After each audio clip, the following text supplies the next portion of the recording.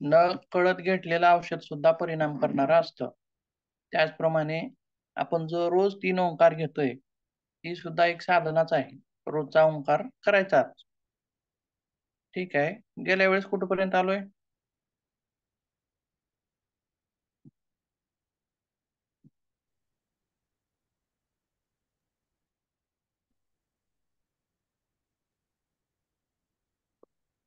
परिवर्तन ईश्वर प्रणिधान होईल आज. म्हणजे ईश्वर प्रणिधान संपलंय आपलं. बरोबर आहे. पुढे बघूयात मग. ते काय होते व पाहिलेले आपण सर्वच? यम होते का नियम होते? यम. यम होते का नियम होते?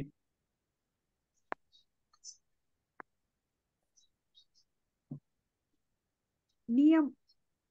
तर नियम होते, काल पाहिलेले. नियम होते. यम.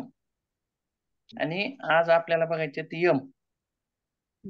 आपण बघा बरेच वेळेस असे गफलत होते. यम नियम म्हणले की थोडस चुकू शकतं. परंतु लक्षात ठेवायचं व्यवस्थित. यम काय आहेत आणि नियम काय आहेत. त्याला एक सांगड घालून ठेवायची.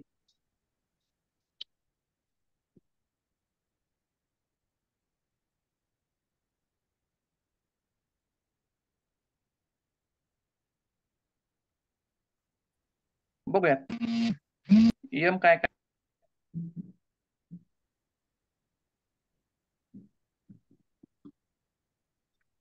येतोय का आवाज माझा? हो येतोय सर. येतोय सर, येतोय. चालतंय. यम सांगा काय काय आहेत. अहिंसा, सत्य, असत्य, ब्रह्मचर्य आणि अपरिग्रह. अस्तेय असेल सर. हा, अस्तेय. अस्तेय. सॉरी. अहिंसा, सत्य, अस्तेय, ब्रह्मचर्य आणि अपरिग्रह. अपरिग्रह एक विसरलो. यांचा नंबर कितवा आहे? कोणाचा? अष्टांग योगामध्ये यमाचा नंबर यम पहिला आहे आणि नियम दुसरा. पहिला यम. म्हणजे आपण सुरुवातीला दुसऱ्या नंबरचं जे होतं ते बघितलोय. आता बघतोय ते 1 नंबरला काय होतं ते बघतोय. आलं का लक्षात? ठीक आहे, बघूयात मग. मग अहिंसा असेल किंवा सत्य, त्याच्यातील कोणत्या गोष्टी आपल्याला ताणतणावामध्ये उपयोगी पडतील, लागू करता येतील ते बघूयात. त्यातील आहे सत्य. सत्य म्हणजे काय हो? नेहमी खरे बोलावे, नेहमी खरे सत्याच्या किंवा खरे. मार्गाने चालावे.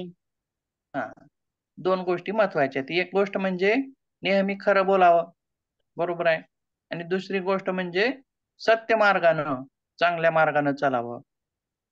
ती एक गोष्ट. 2 गोष्टी झाल्या. मग आता बघा काय होतं, याचा अवलंब कसा करता येईल आपल्याला रोजच्या जीवनात. खोटे बोलल्याने एखादी परिस्थिती बदलता येते. येते का हो? बरोबर आहे. खोटे बोलल्याने एखादी परिस्थिती बदलता येते. पण त्याचा विपरीत परिणाम असा होतो की एक खोटं बोललेलं लपवण्यासाठी आणखीन 100 खोटे बोलावे लागते. बरोबर आहे. आणि त्याच्या परिणामातून ताणतणावाची निर्मिती होऊ शकते. शक्य आहे का हे? बरोबर आहे. बरोबर आहे. म्हणजे बघा, परिस्थिती बऱ्याच घडतात आपल्या दैनंदिन जीवनामध्ये. परंतु आपण जर असत्याचा वापर केला, खोटं बोललं, तर आपण ती परिस्थिती टाळू शकतो. त्या परिस्थितीचे परिणाम टाळू शकतो. परंतु ते एक खोटं लपवण्यासाठी आपल्याला 1000 खोटे बोलावे लागतात. बरोबर आहे. म्हणजे आपल्यावरती ताणतणावाचा परिणाम वाढणार आहे का कमी होणार आहे? वाढणार नक्कीच. वाढणारच आहे वरचीवर. प्रत्येक खोट्यामधून आपल्याला परत तणावाची निर्मिती होणार आहे. आता हे खोटं बोललं की परत दुसरं खोटं बोलावं लागतं, तिसरं खोटं बोलावं लागतं. म्हणजे काहीतरी ती शोधत बसावं लागतं आणि आपल्या मनावरती सुद्धा त्याचा एक परिणाम होऊ शकतो. तसेच बघा, आपण खोटं कुठवर बोलू शकतो? कुठपर्यंत बोलू शकतो आपण खोटं? मर्यादा जोपर्यंत ते पचलं जातंय तोपर्यंत. कळत नाही तोपर्यंत. उघडकीस येईपर्यंत. मग किंवा असं त्याचा उघडकीस खूप हा. किंवा त्याचा खूप मोठा दुष्परिणाम आपल्याला भोगावा लागत नाही तोपर्यंत. आणि किंवा काहींना बघा तर सवयच असते सर, सवयच असते किती दुष्परिणाम होऊ दे किंवा काय, ती त्याच्या एक सवयच होऊन गेलेली असती. खोटं बोल बदलू हा. बघा खोटं. आता बघा मंडूकोपनिषदामध्ये काय म्हणलंय, सत्यमेव जयते. जयते. खोटं कितीही बोला, पण एक वेळ अशी येते की सत्य उघडकीस येतं. बरोबर आहे. कितीही लपवण्याचा प्रयत्न करा, एखादी वेळ तिथं वेळ जाईल, परंतु सत्य हे कधी ना कधी बाहेर पडणार असतं. मग जोपर्यंत सत्य बाहेर पडणार आहे, तोपर्यंत हे खोटं लपवण्याचा परिणाम आपल्यावरती होणार आहे का हो? बरोबर आहे.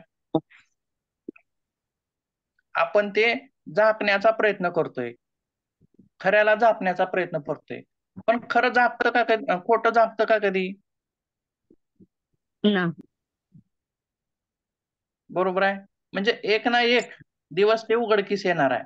मग त्याच्यासाठी आपण खोट्याचा मार्ग न अवलंब करता खऱ्याचा मार्ग केला तर तिथं आपल्याला ते उपयोगी ठरणार आहे. सत्यमेव जयते मंडूकोपनिषदात सांगितलेलं आहे. सत्याचा कधीही विजय असतो. सत्य कधीही लपू शकत नाही. कधी ना कधी ते उघडे पडते. म्हणून आपण जीवन जगताना खऱ्या मार्गाचा अवलंब करावा. अशा प्रकारे आपल्याला सत्य दैनंदिन जीवनामध्ये उपयोगी पडतं. तसेच पुढे बघा, अस्तेय म्हणजे काय? चोरी न करणे. जे आपले नाही ते घ्यायचे नाही. जे आपले नाही ते घ्यायचे नाही, किंवा दुसऱ्याच्या वस्तूवरती डोळा ठेवायचा नाही, किंवा दुसऱ्याची वस्तू चोरी बघा 2 प्रकारची करता येते. एक आहे गुपचूप लपून छपून चोरी, म्हणजे त्याचा जो मालक आहे त्याला माहित नाही अशा पद्धतीनं.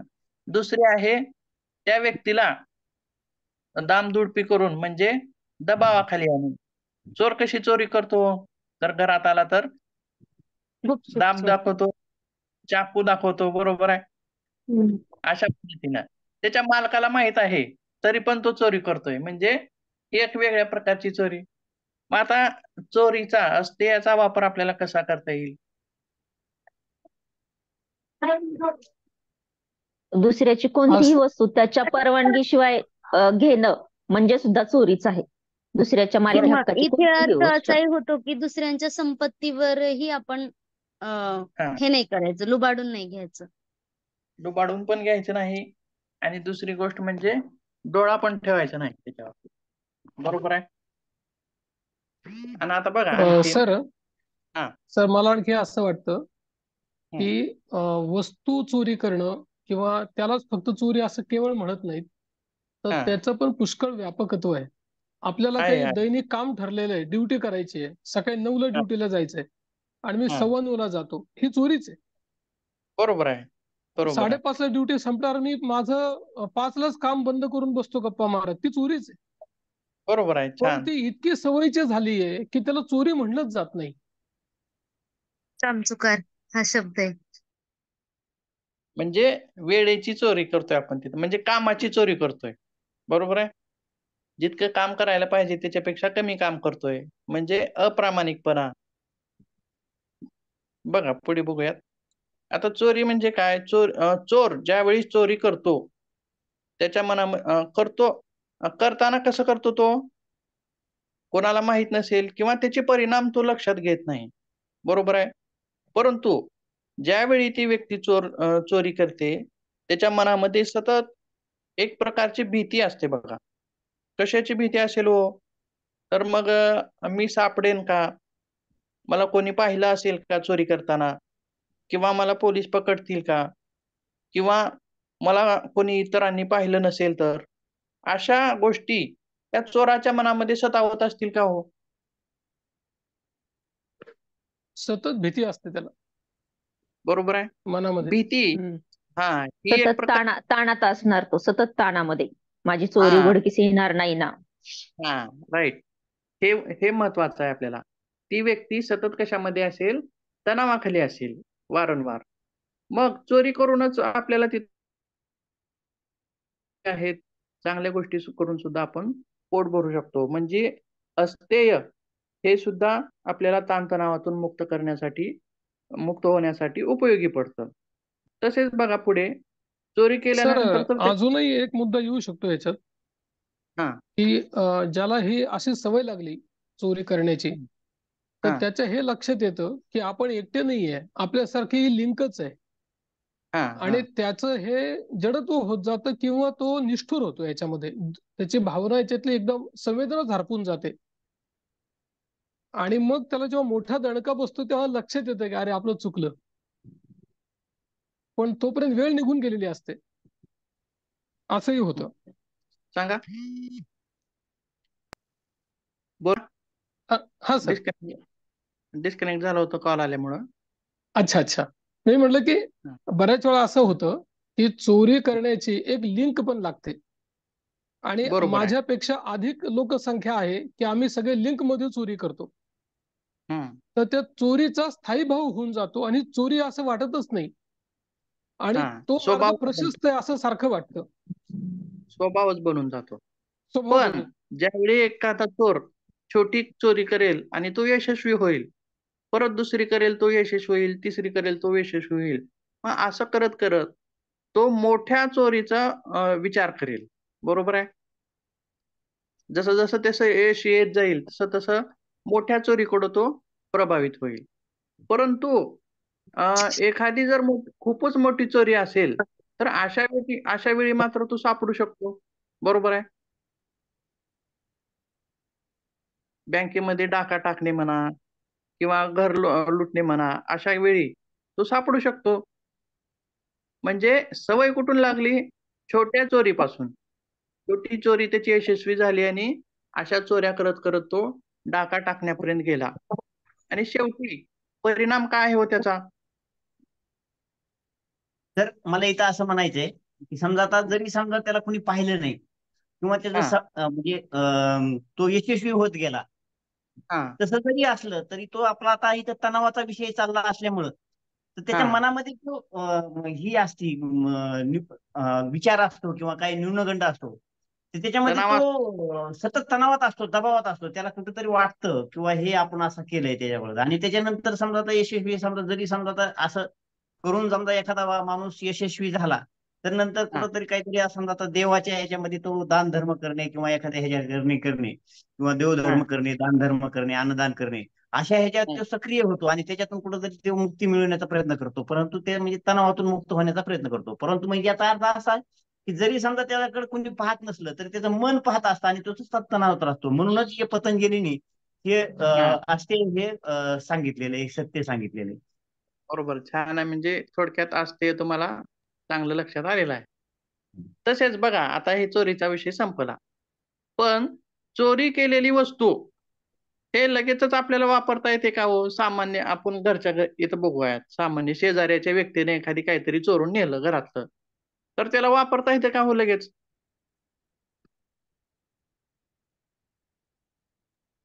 शेजाऱ्याच्या व्यक्तीनं लगेच नाही नाही वापरावं नाही लागेल. सर. तो वापरली पण तर त्याची चोरी उघडकीस येईल ना, त्यांनी पाहिलं तर. हे त्याच्यामुळं तो वापरणारच नाही किंवा त्याच्या नजरेस येणार नाही ह्या दृष्टीनेच काळजी घेईल ना तो, जर हा शेजारच्याचं काही घेतलं असेल तर.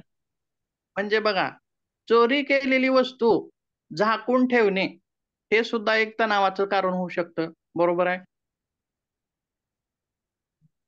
कारण ती वापरता येणं म्हणजे सहजासहजी ते वापरणं शक्य नाही. बरोबर आहे. ती उघडकीस येऊ शकते.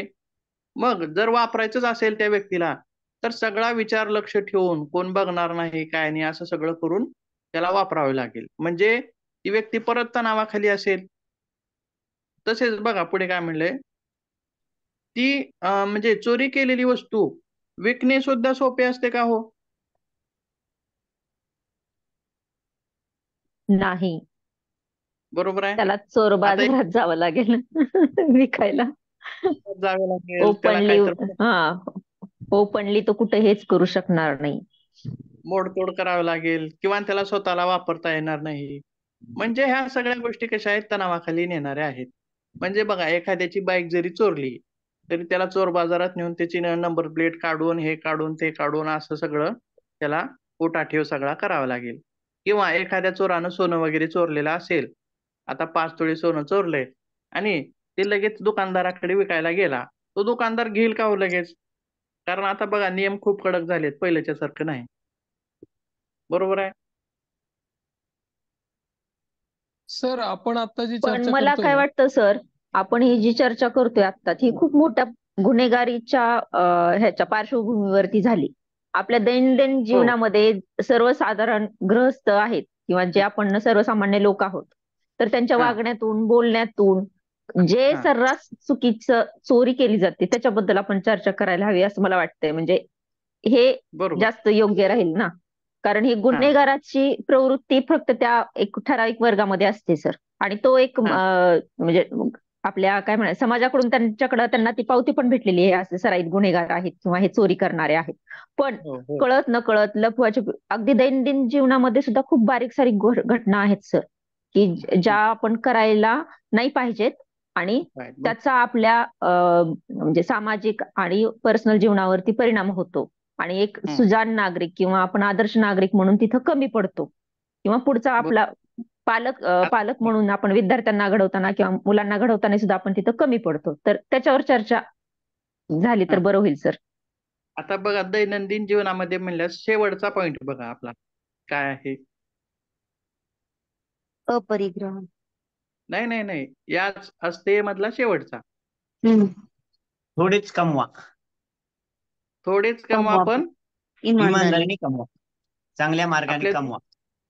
दैनंदिन जीवनात बेईमानीचा पैसा मनाला समाधान देत नाही. भ्रष्टाचारानं ते तर झालं सर. आता आमचे म्हणजे ह्याचे पण सरांनी बऱ्याच वेळा उदाहरण दिलं होतं आम्ही YTD ला असताना, की एखादी बाई गृहिणी किंवा कुणीही आपल्या घराच्या समोर मस्त सुसज्ज गार्डन वगैरे बनवते, त्यामध्ये फुलं झाडं लावते आणि बरेच जण ज्यांच्याकडे ते नाहीये ते त्यांना न विचारता सकाळ सकाळ देवासाठी ते फुलं गुपचूप नेतात. ही चोरीच आहे ना सर. किंवा एखाद्याचा बाहेर पेपर टाकलाय, त्यांनी उघडून त्याला घ्यायला वेळ झालाय होतोय, तोपर्यंत पेपर आपण घ्यायचा, आपण लावायचा नाही पेपर, तो घ्यायचा आणि वाचून परत गुपचूप आणून ठेवायचा. ह्या गोष्टी खूप मॅटर करतात सर.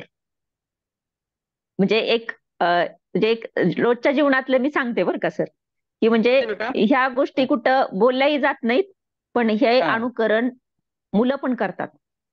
बरोबर आहे. आणि हे खूप चुकीचं आहे. आणि यातूनच मग हळूहळू त्यांची मानसिकता अशी बनत जाते, की ठीक आहे बाबा, थोडंफार इकडे तिकडे झालं तर काही नाही, खपून जातं असं. त्याचा परिणाम ते स्वतःला क्षमा करायला लागतात. आणि आणखीन एक आता मुद्दा आहे की जसं आता ताईंनी सांगितलं की या छोट्या छोट्या गोष्टी, आणि ते सुद्धा इकडे तिकडे बघत चोरून गुपचूप फुलं चोरायचं, कोणी बघितलं की नाही म्हणून, आणि देवाला नेऊन व्हायचंय आणि देवाला अर्पण करायचे. तसं जो शिष्टाचाराचा मार्ग आहे सध्या भ्रष्टाचार, हा तर इतकं प्रचंड फोफवला आहे की त्याच्याबद्दल काही वाटतच नाही. आणि ते पैसे घरात येतात, त्याच्याबद्दल सगळे व्यवहार केले जातात, आणि ते तर सर्रास आहे, सर्वत्र आहे. इतकी कठीण परिस्थिती आहे. बरोबर आहे. परंतु तो जो पैसा असतो बेईमानीचा, तो कुठे ना कुठे त्याच्या मार्गाने जातो. बरोबर आहे. आणि इमानदारीचा पैसा आहे तितकाच आपल्याला कामाला सुद्धा येतो. बघा माझ्याच याच्यातली एक गोष्ट सांगतो मी. माझ्याकडे एक 100 रुपयाची नोट होती आणि पूर्ण खराब झालेली, पूर्ण फाटलेली होती. बरेच वेळेस मी ती घालण्याचा प्रयत्न केला, पण गेलीच नाही. महिना 2 महिने झालं ती कुणाकडेच गेली नाही. म्हणजे इतकी तिची विपरीत परिस्थिती होती. एके दिवशी काय झालं, फळाच्या गाड्यावरती मी 1 किलो सेब घेतले आणि ती 100ची नोट दिली त्या व्यक्तीला. बरोबर आहे. मग दिल्यानंतर नोट चालली ती. चालल्यास मला आनंद झाला. बरोबर आहे. मग ते सेब वगैरे घेतले, गाडीला अडकवलं मी आणि निघून आलो. पण झालं काय बघा, पैसे गेले बरोबर आहे. पण येता येता गाडीतून जी कॅरी बॅग जी अडकवलेली होती ती फाटली. कॅरी बॅग फाटली. सेब जे काय झाले ते रस्त्यावर तर पडायला पाहिजे होते, म्हणजे उचलून घेता आला असते. ते रस्त्यावर सुद्धा पडले नाही, ते डायरेक्ट गटारीमध्येच पडले. म्हणजे बघा थोडक्यात तुम्ही लवकर मुक्त झाले सर. काय म्हणलात? तुम्ही लवकर बरोबर मुक्त आहे. झाले त्या दोषापासून. आणि सर आपण बऱ्याच वेळा असं होतं की एखादी फाटकी नोट असेल तर आपण म्हणजे सर्रास बर का ती फाटकी नोट एखाद्या बंडल मध्ये मध्ये घालतो, वरतून पण बघणार नाही, खालून पण बघणार नाही, असे कॅश मध्ये मध्ये लपवून देतो. हा. ती चोरीच आहे ना सर. बरोबर आहे, बरोबर आहे. मग हा घेताना मॅडम, पण पण ते नाही, पण ताई ते बंडलच्या बंडलच वापरले जातात, ते सुट्या नोटा करून वापरले जातच नाहीत. ठीक आहे. म्हणजेच सांगण्याचा उद्देश असा आहे की बेईमानीचा जो पैसा आहे तो टिकत नाही. कुठल्या ना कुठल्या मार्गाने म्हणजे घरातली व्यक्ती आजारी पडणं म्हणा किंवा विनाकारण कुठल्या तरी गोष्टीसाठी ते खर्चले जातात. जिथं त्या गोष्टीचा खर्च करणं गरजेचं नाही. आणि जे खरे चांगल्या पद्धतीनं कमवलेले आहेत, चांगलं धन, पांढरा पैसा, तो आपल्याला खरंच उपयोगाला पडत असतो. म्हणजेच सर आमच्या परिसरामध्ये एक मोठा बंगला बांधलेला आहे हम्म. आणि त्या बंगल्याचं नाव भ्रष्टाचार दिलेलं आहे, आजही आहे तो. बघा. हा, तर मी त्यांना जाऊन विचारलं, अहो तुम्ही असं काय नाव दिलं? मग ते म्हणले, मी भ्रष्टाचार करून पैसा जमवलाय, त्याच्यावर बंगला बांधलाय म्हणले. हम्म. आणि म्हणून नाव भ्रष्टाचार दिलंय. पण त्या प्रामाणिक चोर आहे म्हणायचा तो सर, प्रामाणिक चोर आहे की मान्य करतो मी चोरी केली. भ्रष्टाचाराच्या बंगल्यामध्ये जो राहतोय त्याला चांगली झोप येत असेल का? पण नाही. बरोबर आहे. सर हे त्याचं आपल्याला त्यांनी वाटतं मान्य सर. केल्यामुळं कुठंतरी त्याला थोडीशी शांती असेल. तो लपवत नाहीये मी भ्रष्टाचार केल्याचं, ओपनली सांगतोय, म्हणजे एक मनावरचं थोडंफार तरी दडपण त्याच्या कमी झालं असेल. बरोबर आहे, बरोबर आहे. मी चोरी केली हे मान्य करणं सुद्धा गरजेचं आहे. सर तसं मनात मन मान्य करीत नाही, त्याला त्याचा ते तणाव असतोच तो, असं असं माझं मत आहे. आता हा एक मान्य करा किंवा न करा, हा. तर मान्य मग करा किंवा न करा की तुमच्या मनावर तणाव राहतोच तो आतली आत का होईना, पण तो तणावात असतो. तणावामध्ये काही ना काही असतो, हा. दडपण असतं काही ना काही. बऱ्याच वेळा काय होतं ना, माणसांची दोन मनं असतात. एक मन स्वतःलाच सांगतं की अरे हे तू चुकीचं करतोय, आणि दुसरा मन हा. त्या चुकीला सांत्वन देतो, नाही नाही रे सगळेच करतात, चल तू काही फार मोठा गुन्हा नाही केला. नाही, बरोबर आहे. बघा याच्यामध्ये एक उदाहरण पाटील सांगता मॅडम, येईल मला. हा. पाटील मॅडम, आज हा. आज समजा आता जी आपल्याला श्रीमंत देवस्थानं पाहतो आपण, जसं किंवा हा. शिर्डी साईबाबा, बालाजी, या ठिकाणी असं गुप्त म्हणजे खूप मोठी संपत्ती दान केली जाते. मग असे ते जे मनात मध्ये जरी समजा एखाद्याला समजा त्याला कोणी जरी विचारित नसलं, किंवा त्याला जर समजा त्याला जर वाटलं किंवा ते आपण अनितीने कमवलं, खूप पैसा कमवला, बंगला कमवला, गाड्या कमवल्या, त्याच्यानंतर बी तो कमवत राहिला आणि त्याच्या मनाला वाटलं किंवा आता हे आपण आता हे बास केलं पाहिजे, आणि मग त्याला समाधान शांती मिळत नाही, तर त्यावेळेस तो कुठेतरी त्या गुप्तदानामध्ये मोठ्या प्रमाणात तो दान करतो, नाव सुद्धा जाहीर करत नाही. हे याचंच उदाहरण आहे. हो असं हो समजू नका किंवा त्याचं सपात्तय म्हणून तो समाधानी आहे असं होत नाही. जर समजा हो त्याची हो हो शेवटी एक वेळ येते की त्याची पश्चातापाची वेळ येते आणि तो ते तशा मार्गाने तो हे करीत असतो. एक आपल्याला हो हो असं उदाहरण आपल्या डोळ्यासमोर घडतंय, ऐकतो आपण. हो. संजय घोडावतचं पण उदाहरण असेल, मी सांगते सर. संजय घोडावत म्हणजे मी जिथं मेडिकलला होते तिथं ते प्रिन्स, गुटखा वगैरे हे जे त्यांचे उत्पादन आहेत सगळे, तर त्यांनी सर म्हणजे त्यांच्या वडिलांची एक छोटी टपरी होती आणि त्यातून त्यांनी एवढे सगळे मोठे उद्योग सुरू केले. पण सांगलीच्या जवळ आहे ते, मिरज सांगली जवळ. पण नंतर त्यांच्या लक्षात आले की बाबा कॅन्सरग्रस्त रुग्णांमध्ये वाढ होत आहे किंवा आपल्या ह्याच्यामुळं, आणि तर त्यांना कुठंतरी एक मनात हे होत होतं. तर त्यांनी ना बरोबर. त्याचं गिल्ट धरून एक कॅन्सर हॉस्पिटल आणि एक कुष्ठरोग साठी एक त्यांनी तिथं जयसिंगपूरमध्ये बांधलं आणि एक मोफत सेवा देत आहेत. एकीकडे ते उत्पन्न करतायत हे रोग, आणि दुसरीकडं आणि त्याच दुसरं बरं काम पण करण्याचं नाटक करतायत. हेच झालं ना सर, कुठंतरी त्याला गिल्ट कमी करण्याचा प्रयत्न. नाटक म्हणता येईल का त्यांच्या मनाला लागलेली खंत म्हणता येईल? नाही, मनाला खंत आहे त्यांचं सर, नाटकच झालं ना. जर त्यांना खरोखर खंत असेल तर त्यांनी ते बंद केलं असतं उत्पादन. बरोबर आहे. आता आमच्या इथे अजून एक पण पण चालू आहे, अजून पण उत्पादन सर्रास चालूच आहे, गुटखा, प्रिन्स वगैरे वगैरे ते. बघा आताच म्हणल्याप्रमाणे त्यांनी आमच्या इथं पण एक आहे व्यापारी, श्रेष्ठ दारूचं दुकान आहे मोठं खूप, आणि वेगवेगळ्या शाखा सुद्धा आहेत त्यांच्या. पण ती व्यक्ती काय करते बघा, गावात मंदिरं बांधणे, गावामध्ये पाण्याची व्यवस्था करून देणे लोकांना, अशा वेगवेगळ्या काही क्रिया करते. बरोबर आहे. मग ती कशासाठी करत असेल हो? पूर्ण त्याचं झालं. बॅलन्स करायचा प्रयत्न करतायत. बरोबर आहे. म्हणजे बॅलन्स करायचा प्रयत्न करतायत, पण ते कुडके सर म्हणतात तसंच आहे, असं बॅलन्स होत नसतं. शेवटी ते म्हणजे हेच झालं, ते तो गडबडच झाली सगळी. चांगला मार्ग अवलंबणे. आताच कोणी म्हणलं होतं की 2 मनं असतात व्यक्तींचे बघा. आता त्याच्यामध्ये एक सांगता येईल की लहानपणी बघा, एखादा असं झालेलं असेल की मंदिरासमोरची चप्पल चोरून आणलेली असेल. बरोबर आहे. आज आणली, पण त्याच्या मनामध्ये विचार उठले, आपण आणलंय, चूक केली, पाप केलंय, असं काही काही झालं. आणि दुसऱ्या दिवशी काय केलं की परत जाऊन त्या मंदिरासमोर चप्पल सोडून आली. असं झालंय का कधी? बघा, पाहण्यात आहे का? 2 मनाचं उदाहरण. म्हणजे एका मनाने एक मन चांगलं सांगतं, एक मन वाईट सांगतं. एक मन चांगलं सांगतं आणि एक मन वाईट सांगतं. म्हणजे निर्णय क्षमता तिथं महत्वाची आहे. मग ही निर्णय क्षमता कशाने वाढेल हो? सर मला श्लोकात. वाटतं निर्णय क्षमतेपेक्षा सुद्धा याला आपण सत्सद विवेक बुद्धी म्हणू. हा. म्हणजे विवेक शक्ती वाढवणं आपली स्वतःची, हे त्याच्यावरचं उत्तर आहे. असं भक्ती योगामध्ये बघा, भक्ती योगामध्ये ज्ञान, विवेक, वैराग्य अशा गोष्टी आहेत. आपल्या अष्टांग योगामध्ये ज्ञानयोगामध्येच सर ते, ज्ञानयोगामध्ये. हो, हा, ज्ञान योगामध्ये हा, कोणकोणते आहेत? वैराग्य, विवेक, वैराग्य, ज्ञान, विवेक षटसंपत्ती आणि मुमुक्षत्व. आणि षटसंपत्ती आणि मुमुक्षत्व. मुमुक्षत्व. आता विवेकावरून गोष्ट निघाली म्हणून विवेक सुद्धा आपल्याला महत्वाचा आहे.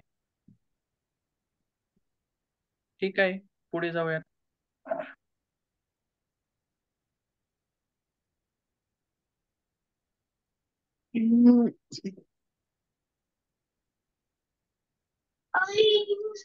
अगं डास नाहीये, तू बघ नीट मुंग्या झाल्यात खाली.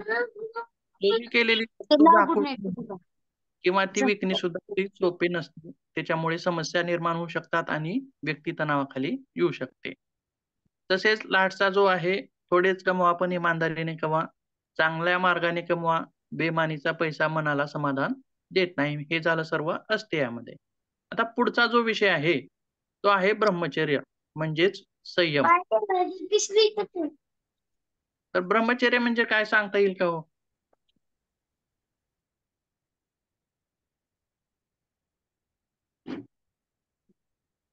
किंवा याला थोडक्यात असं पण म्हणता येईल का, संयमी जीवन?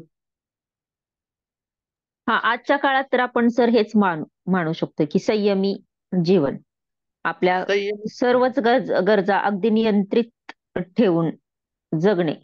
मग हेच आजकालचं ब्रह्मचर्य व्रत म्हणावं लागेल सर. ऋषीमुनींच्या काळातलं वेगळं होतं आणि आजच्या जगण्यात हे एकदम नियंत्रित जगणं कलियुग म्हणता येईल. कलियुग थोडस वेगळं आहे असं सुद्धा आपण म्हणू शकतो.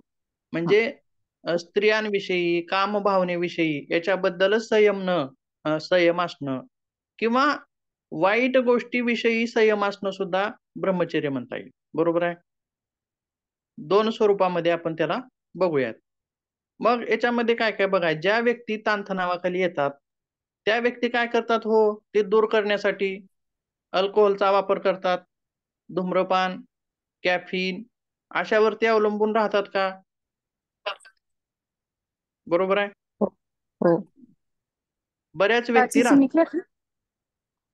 म्हणजे बघा, ताणतणाव दूर करण्यासाठीचे 2 मार्ग. एक आहे चांगला मार्ग आणि दुसरा आहे वाईट मार्ग. चांगला मार्ग म्हणजे काय? आपला अष्टांग योग असेल, गाणे ऐकणं असेल, पुस्तकं वाचणं असेल किंवा इतर कोणत्या गोष्टी, व्यायाम करणं असेल, हे सगळं चांगल्या गोष्टीमध्ये येईल.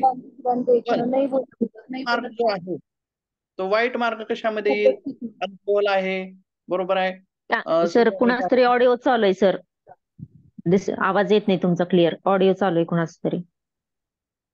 बंद करा, कोणाचा आहे बघा.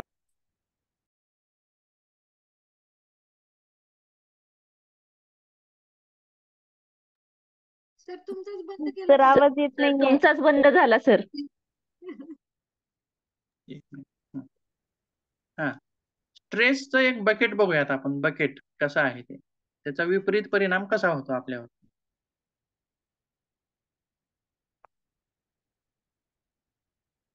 बघा, हे कशाचं बकेट आहे? स्ट्रेस. आणि वरून जे थेंब पडत आहेत वेगवेगळे, म्हणजे काय आहेत ते? स्ट्रेसर्स, म्हणजे ताणतणावाचे वेगवेगळे कारण आहेत. आता बरेच कारण असतील त्याच्यामध्ये, भरपूर थेंब पडत आहेत आणि असे थेंब पडल्यामुळं काय झालंय की बकेट भरलंय. बरोबर आहे. मग बकेटातून पाणी काढण्यासाठी 2 नळ आहेत बघा, आणि एक नळ जे आहे त्याच्यातलं पाणी कुठं पडतंय हो? डायरेक्ट जमिनीवरती पडतंय. आणि दुसऱ्या नळातलं पाणी कुठं जातंय हो? परत स्ट्रेस परत मध्ये. बकेटमध्येच जाते. परत बकेटमध्ये जात आहे. म्हणजे बघा, आताच मी सांगितल्याप्रमाणे ताणतणावाला दूर करण्याचे 2 पर्याय, एक चांगला आणि एक वाईट. आता हा जो खाली पाणी सोडतोय जमिनीवरती, तो आहे चांगला पर्याय. म्हणजे योगा करणे, पुस्तकं वाचणे, खेळणे, हसणे, बागडणे, मैत्री करणे, ह्या वेगवेगळ्या गोष्टीनुसार हा ताणतणावाचा आपण काय करतोय? निचरा करतोय.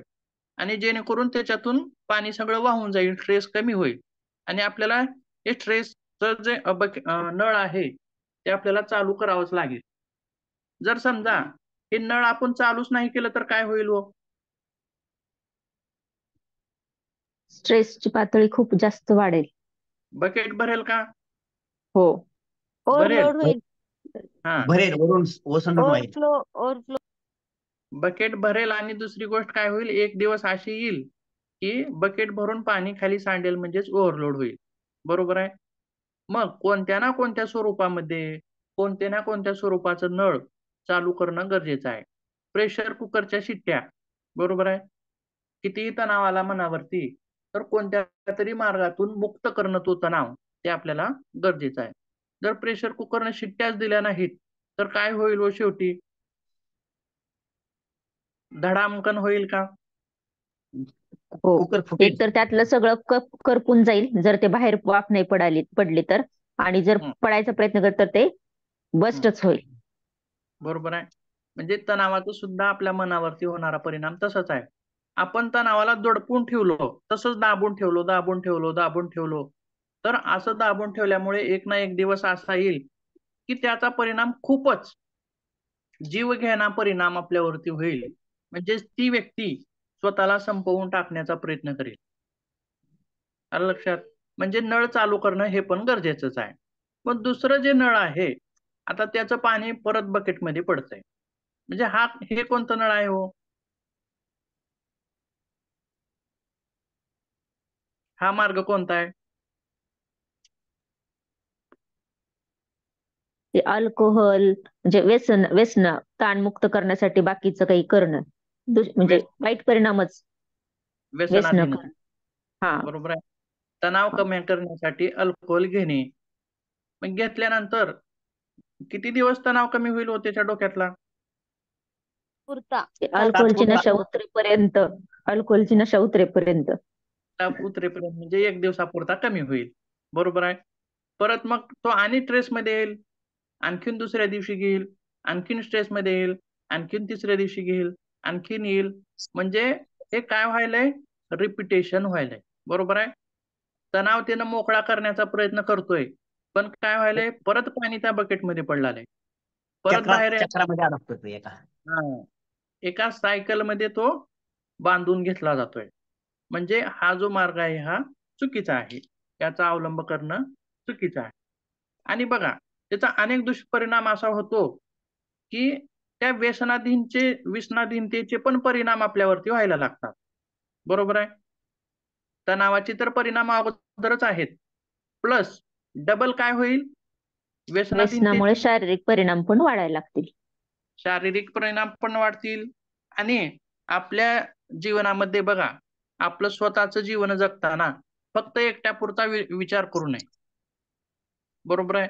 मग आपल्या आजूबाजूला असणारे आपले आई वडील आहेत, आपली पत्नी आहे, आपली मुलं आहेत, या सगळ्यांवरती परिणाम होईल का हो त्याचा?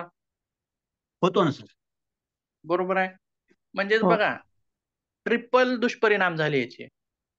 हा तर तणावाखाली आहेच, परत व्यसनाधीनतेचे पण परिणाम होत आहेत आणि हा व्यसनाधीनतेमुळे असल्यामुळं आपले नातेवाईक हे पण तणावाखाली येत आहेत. बरोबर आहे. दारुड्या व्यक्तीच्या मुलांवरती परिणाम होईल, त्यांच्या आई वडिलांवरती. शेजाऱ्यांना सुद्धा होतो सर, त्याच्यामुळे सोशल सुद्धा होते. जर ह्यांची पिऊन आला की घरी आरडाओरडा भांडण म्हटले की शेजाऱ्यांवर सुद्धा त्याचा परिणाम होतो. बरोबर आहे. म्हणजे याचे दुष्परिणामच वाढत जातील वरचेवर. म्हणून चांगल्या मार्गाचा अवलंब करणं हे सुद्धा एक संयमी जीवन जगणं हे सुद्धा गरजेचं आहे. ते आपण ब्रह्मचर्यामध्ये सांगू शकतो. तसेच पुढे बघूया.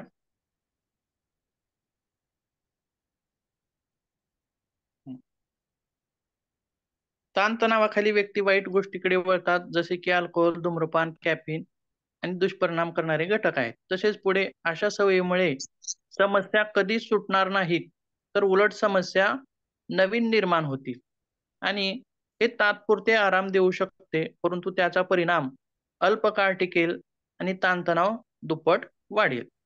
त्यामुळं संयमी जीवन जगावे व योग मार्गासारखा अवलंब करावा. हे झालं आपलं ब्रह्मचर्य ताणतणाव व्यवस्थापनामध्ये. मग अपरिग्रह म्हणजे काय हो? काय म्हणता येईल अपरिग्रह? धनाचा संचय न करणे किंवा कोणी दान दिलं तर ते स्वीकार न करणे जेवढी किंवा गरज हव्यास आहे न तेवढाच करणे. साठा करावा. जेवढी गरज आहे तेवढंच घ्यावं, हाव त्यापेक्षा किंचितही जास्त साठवू नये. हाव करू नये माणसाने. हाव, लालच, लोभ किंवा जेवढं गरजेचं आहे, जेवढं महत्वाचं आहे ते घेणं हे अपरिग्रहामध्ये येतं. बघा पुढे काय म्हणले. म्हणजे पोटापुरतं दे रे विठ्ठला, लई नाही मागणार. बरोबर, छान. आणि जर हाव असेल तर काय होईल हो? हे त्यामध्येच मग हवेमुळेच सर हे असत्य, अहिंसा बाकीचे आहेत ते वाढीस लागतात, क्लेश वाढीस लागतात. किंवा चांगल्या मार्गातून जरी तो कमवत असेल तर जास्त काम करणे, अधिक काम करणे, अशा गोष्टी तिथं होऊ शकतात. बरोबर आहे. बघा काय म्हणले, अपरिग्रहाचा सद्गुण आपल्याला आवश्यक ते घेण्यास मदत करतो. आपल्याला जितकं गरजेचं आहे तितकं घेण्यास मदत करतो. बघा या जगावरती भरपूर प्राणी आहेत, भरपूर जीवजंतू आहेत, परंतु त्यातील एकच प्राणी आहे, तो म्हणजे माणूस. तो जगण्यासाठी खूप कष्ट करतोय, कामावर जातोय, सगळं करतोय, परंतु कुत्रं म्हणा किंवा मांजर म्हणा किंवा जंगलातील वाघ म्हणा, सिंह म्हणा, हे रोजचे रोजच जीवन जगतात का हो? का अधिक साठा करतात? नाही. बरोबर आहे. भूक लागली की शिकार करतात, तेवढ्यापुरतं कधीच ते साठवून ठेवत नाहीत. साठवण करत नाहीत.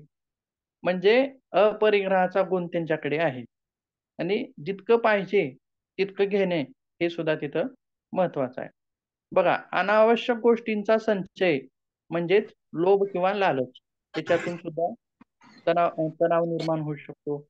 किंवा जीवनाच्या गरजेच्या पलीकडे किंवा ताब्यात ठेवण्याचा प्रयत्न करू नये. म्हणजे काय हो?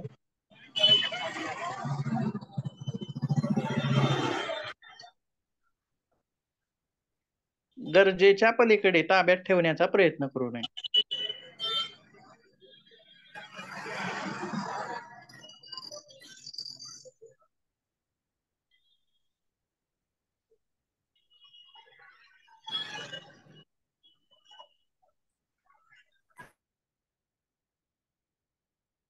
सांगता येईल?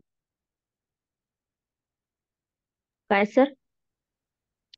गरजेच्या पलीकडे ताब्यात ठेवण्याचा प्रयत्न करू नये.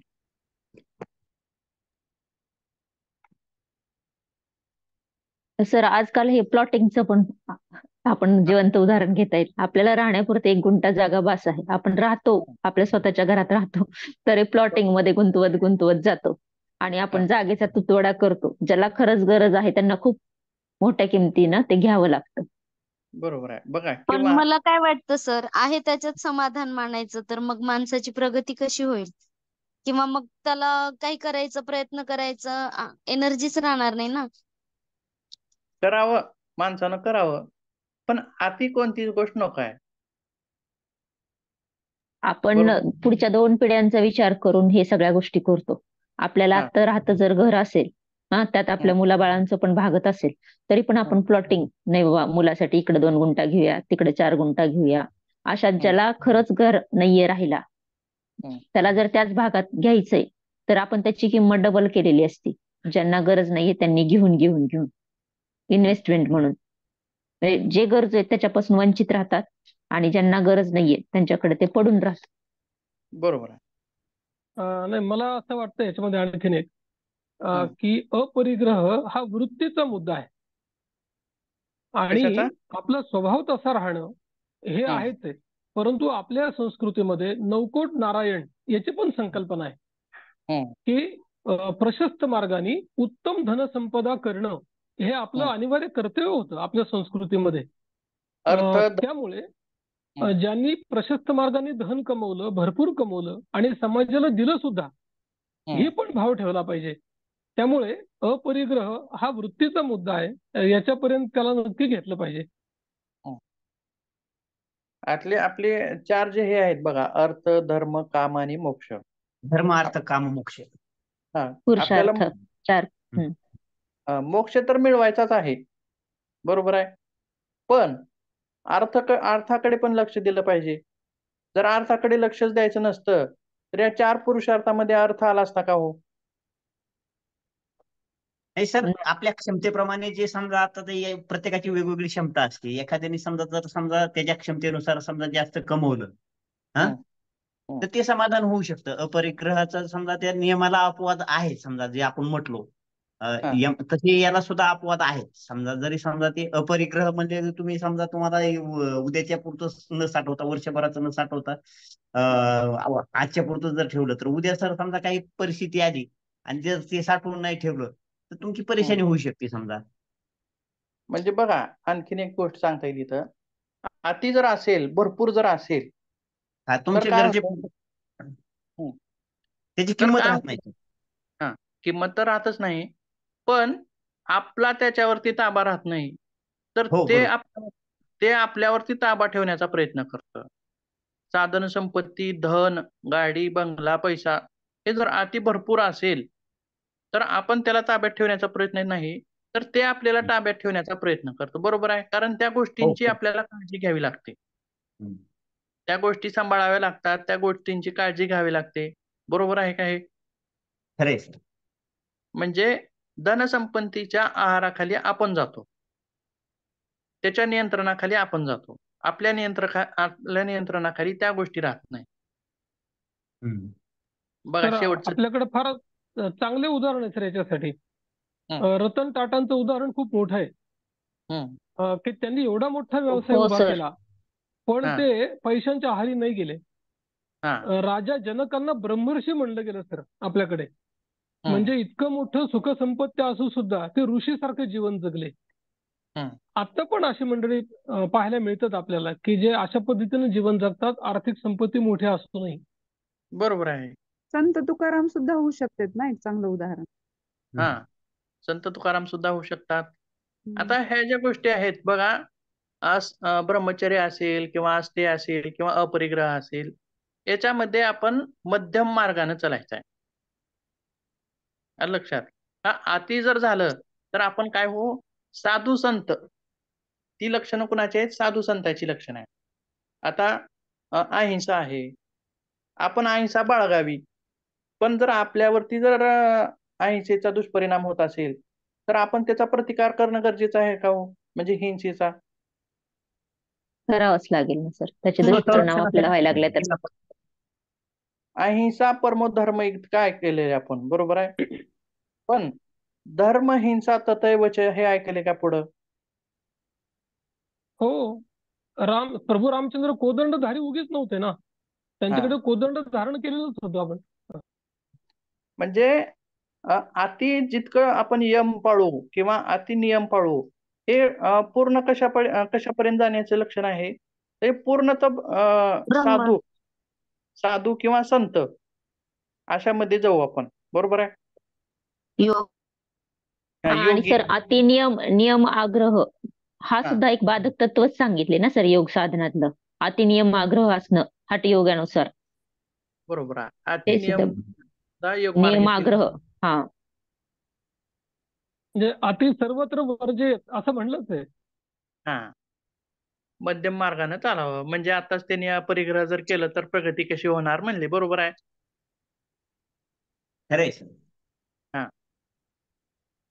किंवा ठीक. नेहमी सत्य बोलावं, घरात हा. चोर शिरले सगळं खरं खरं सांगून टाकायचं, हे सुद्धा म्हणजे नियमाला अपवाद आहे. चोरांना कशाला सांगायचं? हे उदाहरण फार भारी झालं. बरोबर. ठीक आहे. पुढे बघूया मग. दुसरा जो प्रकार आहे, आता हे झाले आपले यम नियम. बरोबर आहे. आता त्याच्या पुढे काय काय येतो यम नियमाच्या पुढं? यम योगासने नियम आसन अष्टांग योग, आसन प्राणायाम योग प्रत्याहार प्राणायाम. हा. प्रत्याहार आणि प्राणायाम आहे. प्र- ठीक आहे. प्रत्याहार परत धारणा ध्यान आणि समाधी. ठीक आहे. एक एक बघूयात मग. पुढे बघूयात. आता अगोदर आपण शारीरिक आसन बघण्याच्या अगोदर ओंकार जप बघूया. तर जप हा ओंकाराचा आपण योग वर्ग सुरुवातीला योगाच्या वर्गाच्या सुरुवातीला आपण करतो आणि महर्षी पतंजलींनी सुद्धा ओंकार जपाला महत्त्व दिलेलं आहे. मग ओंकार जपाचे फायदे आपल्याला काय काय होतात बघा. नैराश्यावर सकारात्मक प्रभाव पडतो. मन शांत करण्यास मदत करते. नकारात्मक विचारांचे स्वरूप कमी करते आणि सकारात्मक मानसिक स्थिरतेला प्रोत्साहन देते. बरोबर आहे का हे? ज्यावेळी आपण ओंकार जप करतो किंवा ओंकाराची चॅन्टिंग चालू असते, त्यावेळी आपलं मन सहज स्थिर व्हायला लागतं किंवा शांत व्हायला लागतं. अनुभवले का कधी असं?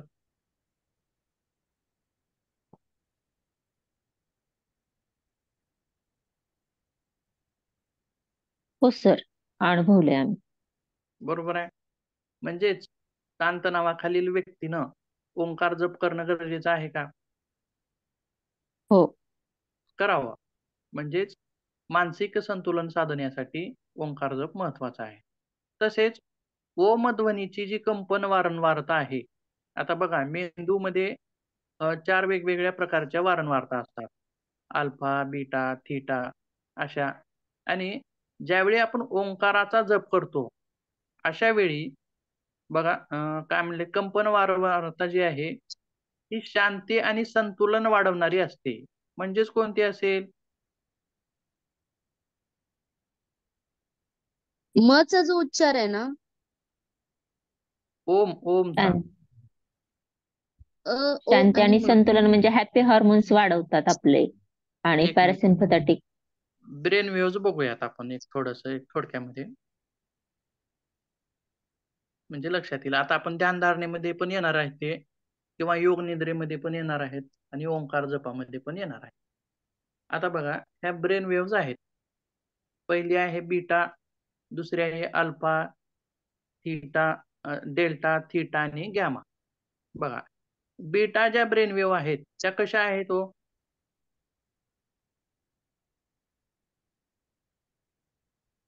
नॉर्मल म्हणजे हाय विश्रांती. ह्याच्या आहेत सर. हा, रेट हा. जास्त आहे त्यांचा गॅप. रेट जास्त आहे. सावकाश आहेत का जलद आहेत? जलद आहे. जलद आहेत, जलद आहेत. जलद आहेत. मग ह्या कधी असतात जागृत? ज्यावेळी आपण काम करत असतो, म्हणजे जागृत असतो, म्हणजे काय म्हणतो आपण त्याला थोडक्यात? विचारात असतो जेव्हा टेन्शन मध्ये असतो तेव्हा अशा असत असतील ना. काम करत असतो, असं वेगवेगळ्या वेळी असतात. पण आता दुसऱ्या ज्या आहेत अल्फा, त्या थोड्याशा विरळ झाल्यात. बरोबर आहे. मग ह्या कधी कधी सांगितलेल्या आहेत बघा, फिजिकली आणि मेंटली रिलॅक्स्ड असल्यास त्या ब्रेन वेव्हज उत्पन्न होऊ शकतात. किंवा त्याच्या पुढे आहे डेल्टा, त्याच्यामध्ये परत विरळ झालेत का हो? हो, अजून स्लो झालेत. मग याच्यामध्ये काय काय आहे?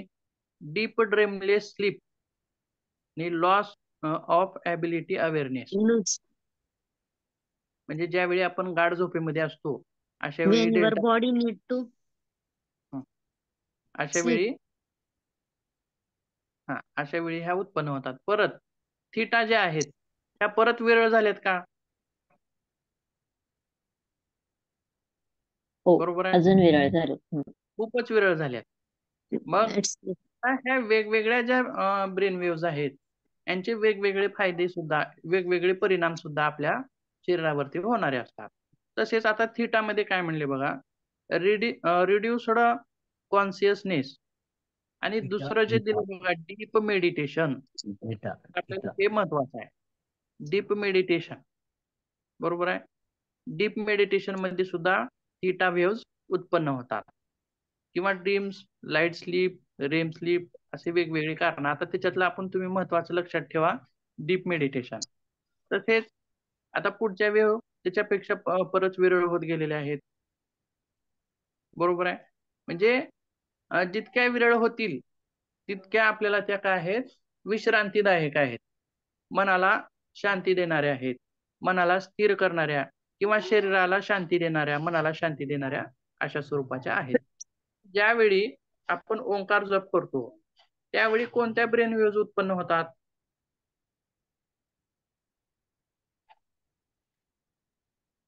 तर थीटा, डेल्टा आणि थीटा.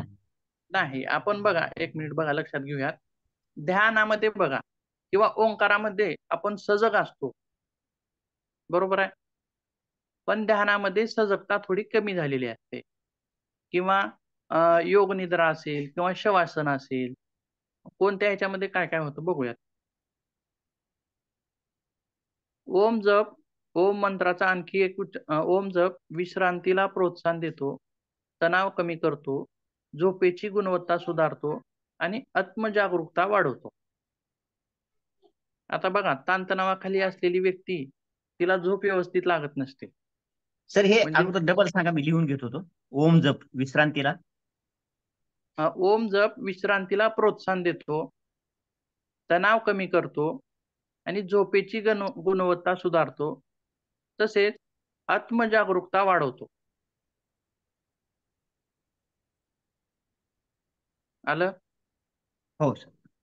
मग आता बघा व्यूज काय आहेत. अभ्यासातून असे दिसून आले आहे की जेव्हा व्यक्ती ओम जपतात, ओम जपामध्ये गुंततात, तेव्हा मेंदूतील अल्पावयव क्रियाकलाप वाढतो. कोणता वेव? अल्फा. अल्पावयव. म्हणजे 2 नंबरच्या. लक्षात. आणि ह्या अल्पावयव कशाशी निगडीत आहेत? जे शांतता, विश्रांती आणि मानसिक शांततेशी संबंधित आहेत. बरोबर आहे. रिलॅक्सेशन. रिलॅक्सेशन टेक्निक मध्ये आले. तसेच पुढे बघूयात काय म्हणले. या अवस्थेला सहसा झेन झोन असं सुद्धा म्हणलं जातं, समजलं जातं.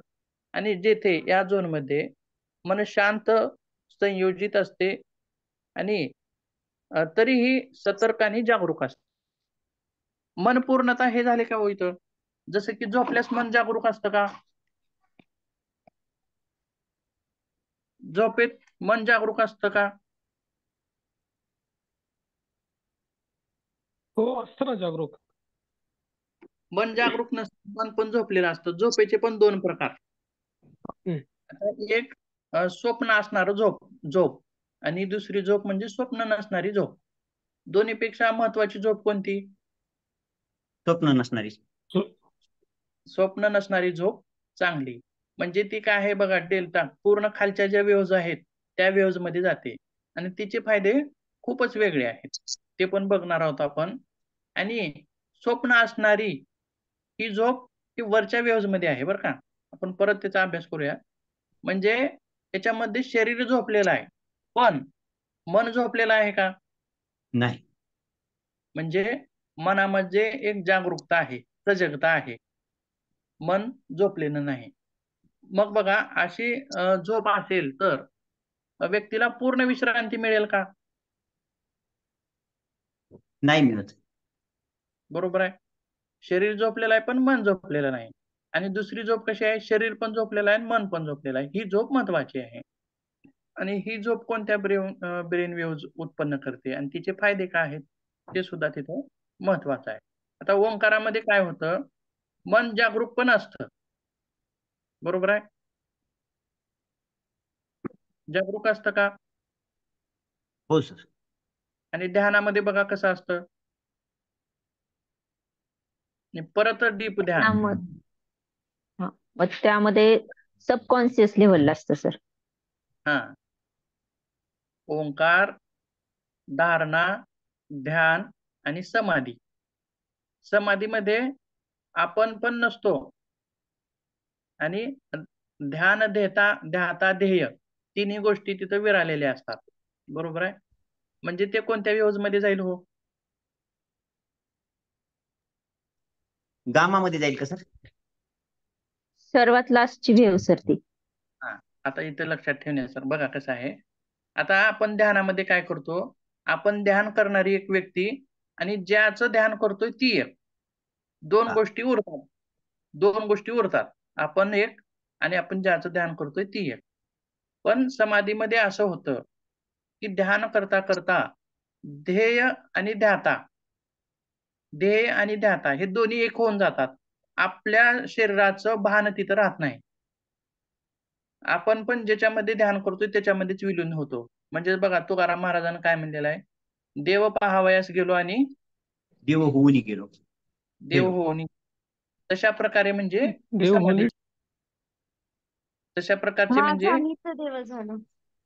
हा, पाहावयास गेलो म्हणजे ध्यानामध्ये आपण काय करतोय, परमेश्वराचं चिंतन जर करत आलो असोल तर दोघं आपण आहोत ध्यानामध्ये. पण समाधीमध्ये काय होतं, दोन्ही एक होऊन जातात. आपण आहोत ही भावना उरत नाही. म्हणजे हे शेवटच्या स्टेजमध्ये जातात. म्हणजे दोन्ही माइंड जे आहेत, तीन प्रकार, धारणेचा एक प्रकार, ध्यानाचा एक प्रकार आणि समाधीचा एक प्रकार. त्या ध्यानामध्ये थोडीशी जागरूकता असते, पण त्याच्या अलीकडं ओंकारामध्ये त्याच्यापेक्षा थोडीशी जागरूकता असते.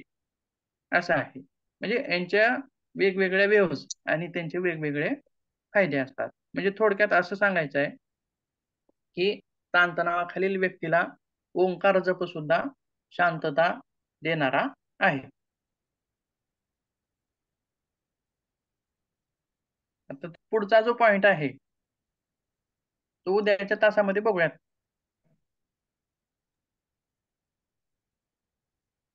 सविस्तर बघूयात, म्हणजे वेळ लागते त्याला थोडा.